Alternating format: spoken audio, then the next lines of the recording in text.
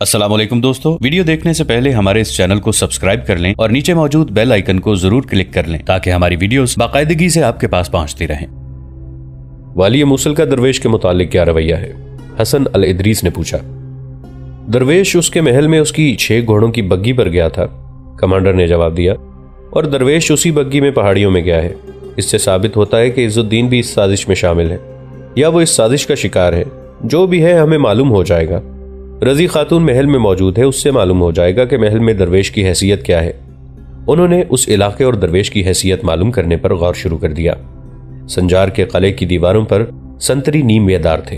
वो जमाना जंगो जदल का था, मगर संजार के अमीर शरफुद्दीन बिन कुतुबुद्दीन को कोई खतरा महसूस नहीं हो रहा था। वो सलीबियों का हाशिया बरदार था, इसलिए उनसे उसे कोई खतरा नहीं था। वाली हलब अम्मादुद्दीन और वाली मूसल इज्जुद्दीन ने उसे कहा था कि उसे जब भी जरूरत पड़ी वो दोनों उसकी मदद को आ जाएंगे। वो इस खुशफहमी में मुब्तला था कि सुल्तान सलाहुद्दीन अय्यूबी को उसकी नीयत का इल्म नहीं। वो शराब और औरत में बदमस्त होकर गहरी नींद सोया हुआ था। सलीबियों ने उसे 2 बड़ी हसीन लड़कियां तोहफे के तौर पर भेजी थीं। ये लड़कियां उसे बेदारी में ख्वाबों में मगन रखती थीं। किले की दीवार के ऊपर से एक शरारा सा गुजर गया। उसके फौरन बाद एक और फिर एक और। संतरी पर दहशत तारी हो गई। ये शरारे किले के अंदर गिरे और भयानक शोले बन गए। करीब ही कोई सामान पड़ा था और उसके करीब एक मकान था। दोनों को आग लग गई। ये आतिशगीर सियाल की हांडियां थीं जो सुल्तान अय्यूबी की फौज ने मंजनीकों से फेंकी थीं। उनके साथ जलते हुए फीते बंधे हुए थे। हांडियां जो कि टूटती तो अंदर का सियाल फैल गया और जलते हुए फीतों ने उसे आग लगा दी। किले में कयामत बर्पा हो गई। किले के ऊपर रात रोशन हो गई। हर कोई जाग उठा। अमीर शरफुद्दीन को जगाया गया। उसने खिड़की में शोले देखे तो वही तबाही बकता बाहर आया। किसी वक्त शरफुद्दीन मर्द मैदान हुआ करता था, मगर सलीबियों ने उसे शराब और लड़कियों से इस हाल तक पहुंचा दिया था कि उस रात उसके कदम नहीं उठते थे। रातों को रेगजारों और संगलाख वादियों में बिला थके लड़ने वाला जंगजू चलने के काबिल नहीं रहा था। फिर किले का रात की ड्यूटी वाला कमांडर ऊपर से दौड़ कर आया और शरफुद्दीन को बताया कि किला मुहासरे में है। किस बदबख्त ने मुहासरा किया है? उसने पूछा। सुल्तान सलाहुद्दीन अय्यूबी ने, कमांडर ने जवाब दिया। वो बाहर से ललकार रहे हैं कि किले के दरवाजे खोल दो वरना हम किले को जलाकर भस्म कर देंगे। शरफुद्दीन का नशा उतर गया। वो सोच में पड़ गया। बहुत देर बाद बोला, दरवाजा खोल दो, हम खुद बाहर जाएंगे। कुछ देर बाद किले का दरवाजा खुला और शरफुद्दीन बाहर निकला। उसके साथ मशल बरदार थे। उधर से सुल्तान अय्यूबी ने अपने एक सालार से कहा कि वो आगे जाकर शरफुद्दीन को उसके पास ले आए। वो खुद ही आ रहा था। उसके इस्तकबाल के लिए सुल्तान अय्यूबी एक कदम आगे न बढ़े। शरफुद्दीन सुल्तान अय्यूबी के सामने जाकर घोड़े से उतरा और बाजू फैलाकर उसकी तरफ दौड़ा, लेकिन सुल्तान अय्यूबी ने ऐसा सर्द रवैया इख्तियार किया कि बददिली से उसके साथ हाथ मिलाया। शरफुद्दीन, सुल्तान अय्यूबी ने कहा, अपनी फौज और जंगी सामान के सिवा किले में से जो कुछ लेकर जाना चाहते हो सुबह तुलू होने से पहले निकाल कर ले जाओ, फिर इधर का रुख न करना। उन्होंने अपने एक सालार से कहा, कुछ नफरी अपने साथ ले जाओ और नजर रखो कि किले से फौज और जंगी सामान बाहर न जाए।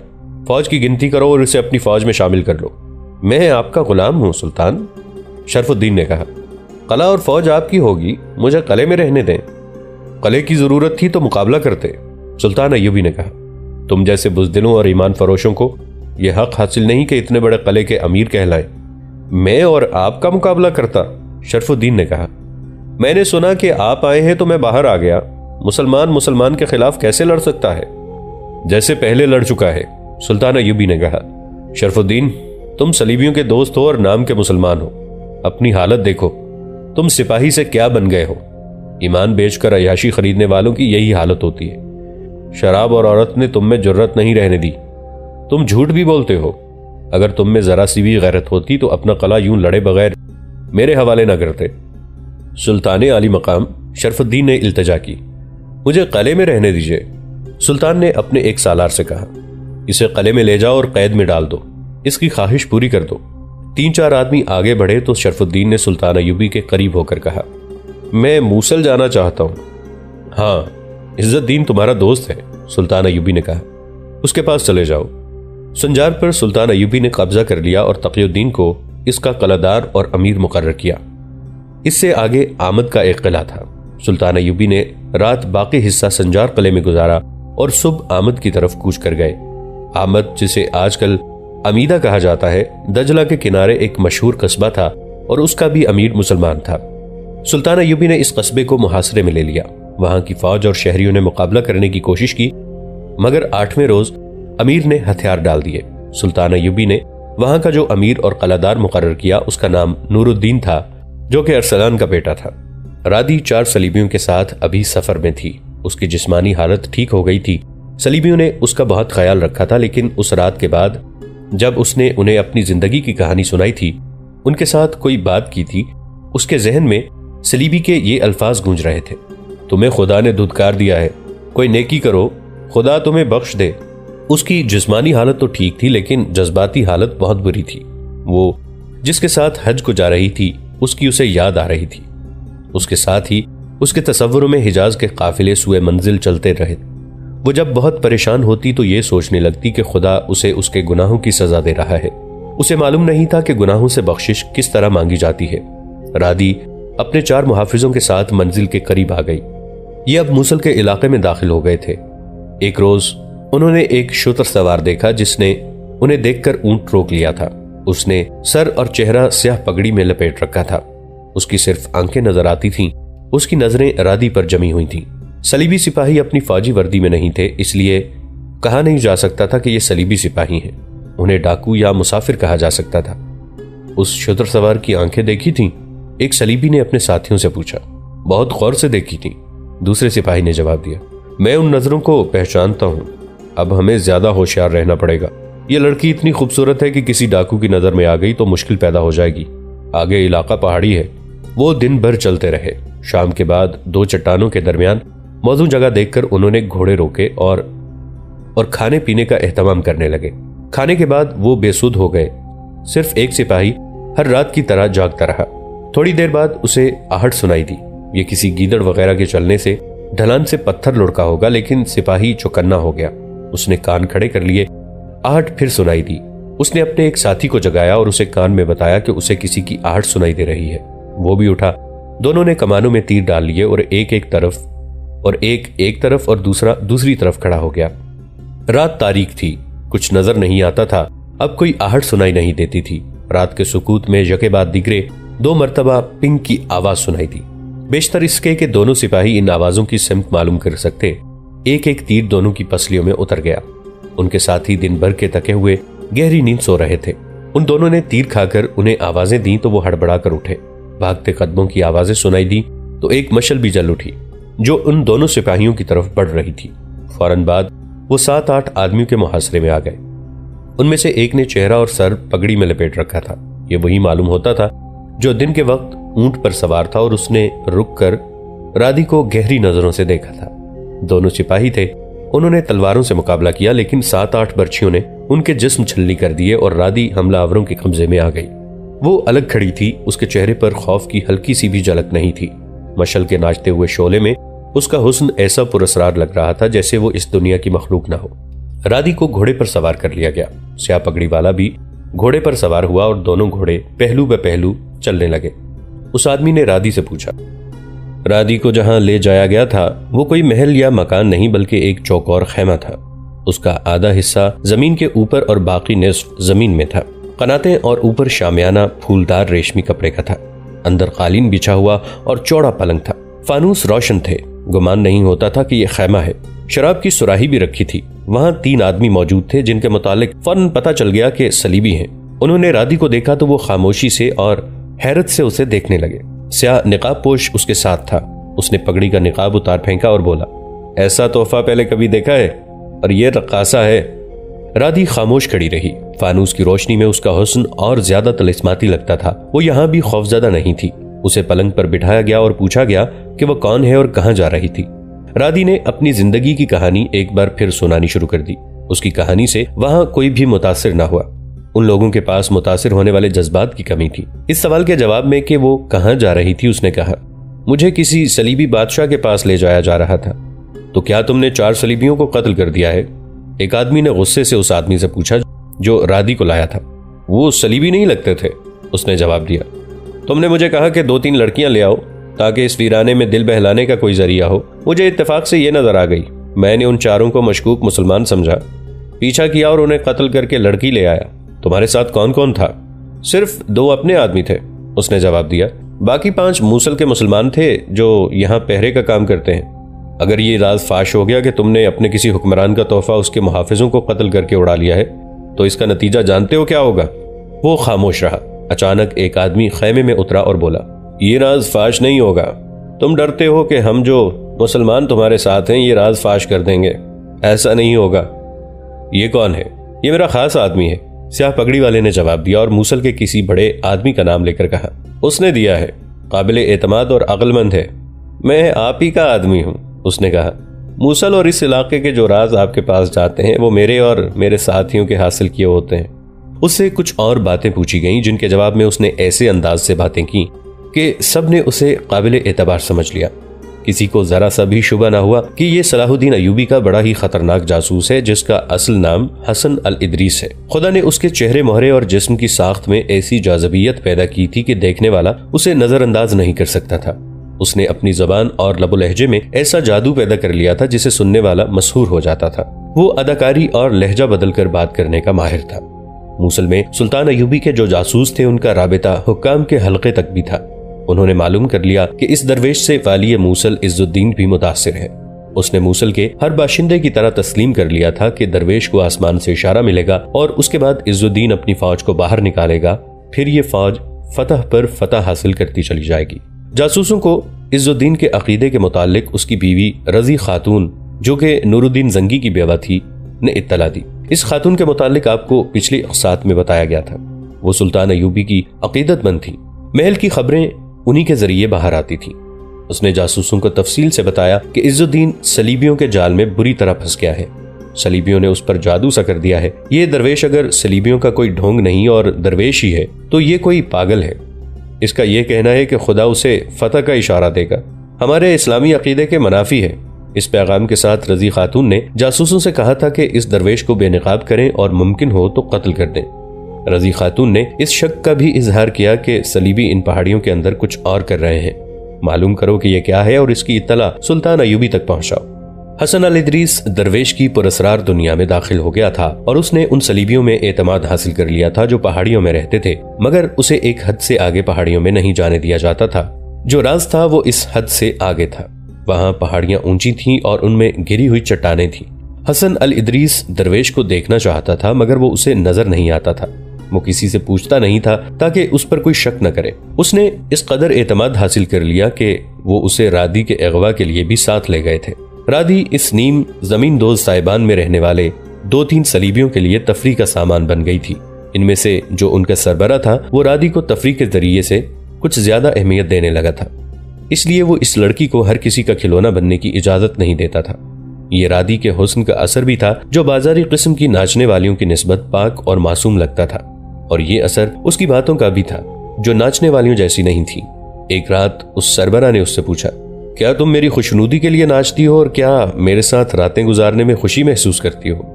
ना आपको खुश होना चाहिए ना मैं खुश हूँ, रादी ने मतानत से कहा। मजबूरी ने मुझे खिलौना बना दिया है। मैं दिल की बात कहने से डरूंगी नहीं। मुझे आपसे नफरत है।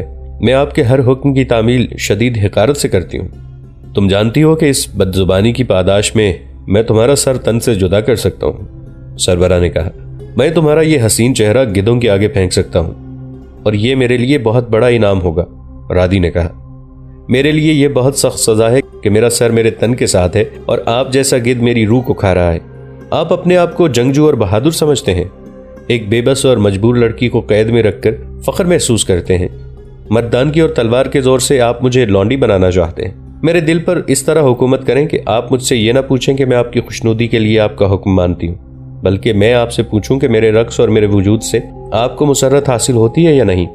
अगर मैं तुम्हारे सामने सोने की डलियां रख दूं तो दिल से मुझे अपना आका तस्लीम कर लोगी?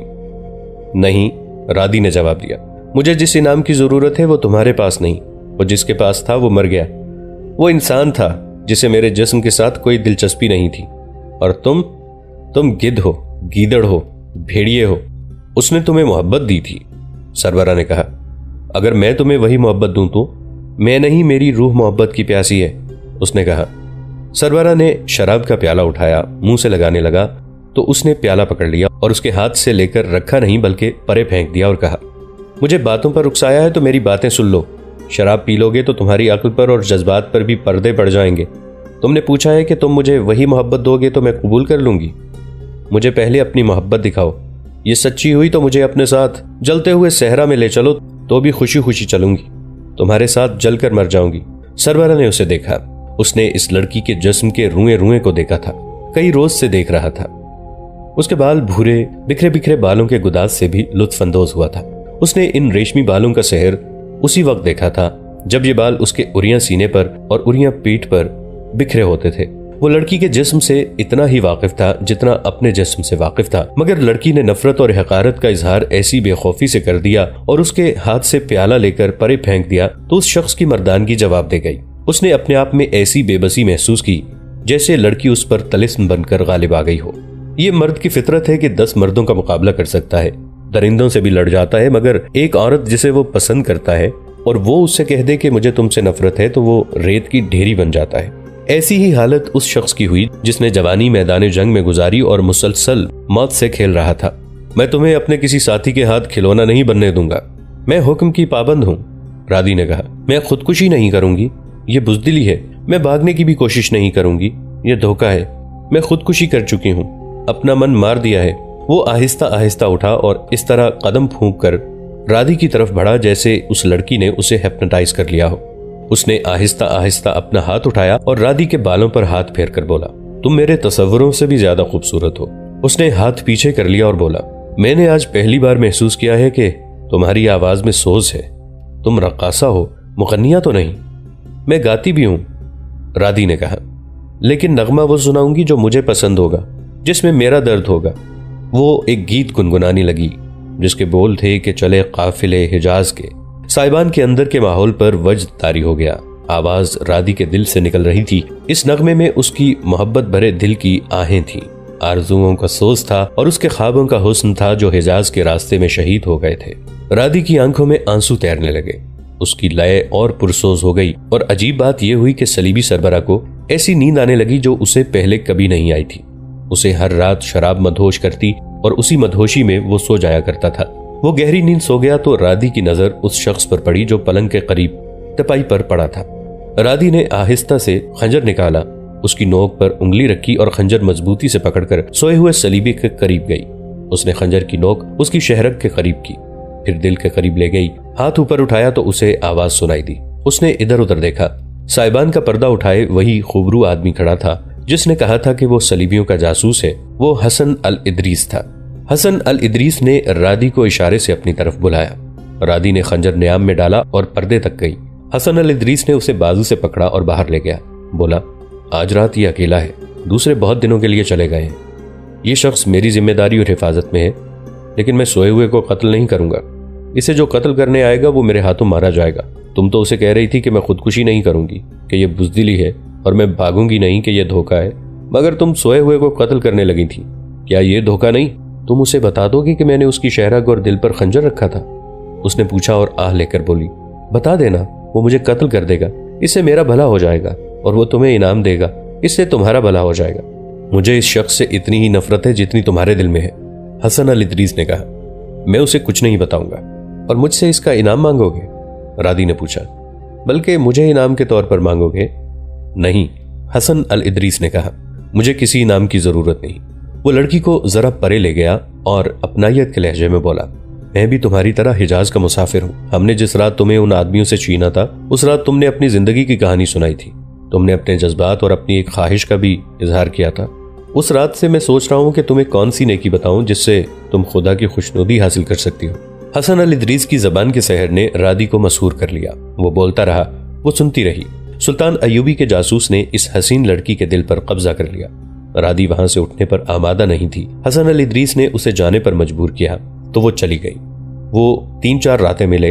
हसन अल इदरीस ने राधी को अपनी जज्बाती बातों और नेकनियती के जादू में गिरफ्तार कर लिया था।